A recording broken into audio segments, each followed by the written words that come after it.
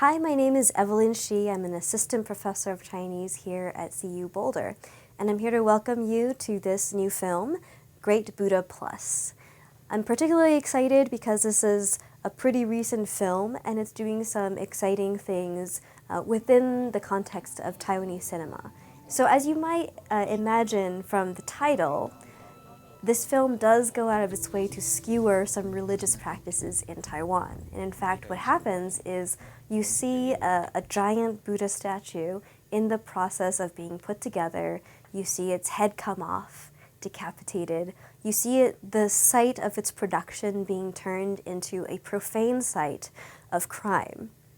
But I think it's more than that, actually. The film is trying to produce an indictment not just of religious practices, but of systemic inequalities in Taiwanese society and of the corruption of the justice system that goes hand in hand with that.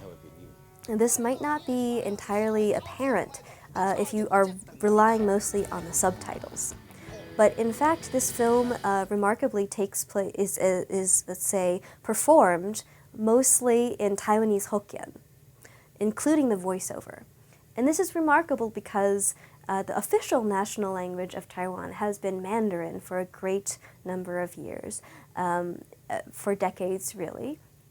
And this is the same in mainland China, in the PRC. But the difference is, in Taiwan, there is a whole political movement that is associated with returning to the mother tongue of Taiwanese Hokkien, which can be mutually unintelligible with Mandarin, right? So before the current government of Taiwan arrived there in 1949, most people were not very good at speaking Mandarin and spoke mostly Taiwanese Hokkien. But this law was forcibly put into place and to the point where all education took place in Mandarin and Hokkien began to disappear in Taiwan.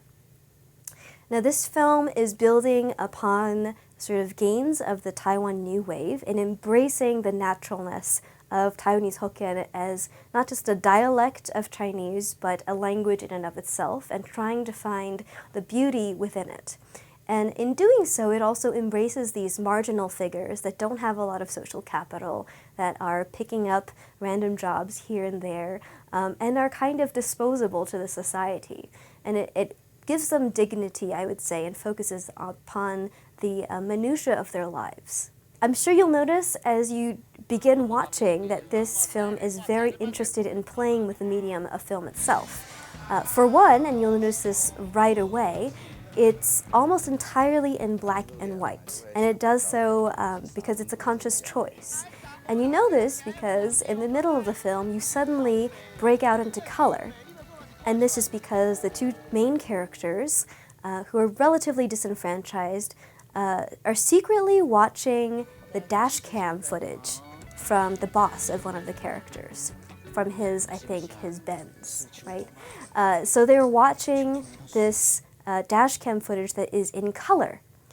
And what they find is that, wow, as they follow the boss's life, if you're rich, your life is in color.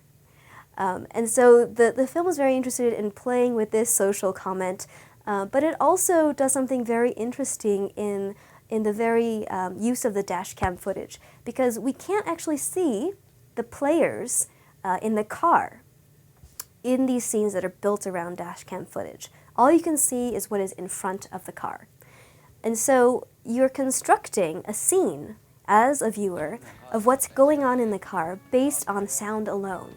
And the director of this film seems to be very interested in seeing how far you can push this kind of spectatorship and this kind of viewing, and what kinds of imagination it might lead you to if you go at it with a strong will, as these two main characters do. And with that, I hope you really enjoy this film. I've maybe made it seem very serious, but it's actually a comedy, and it's a great comedy. So enjoy.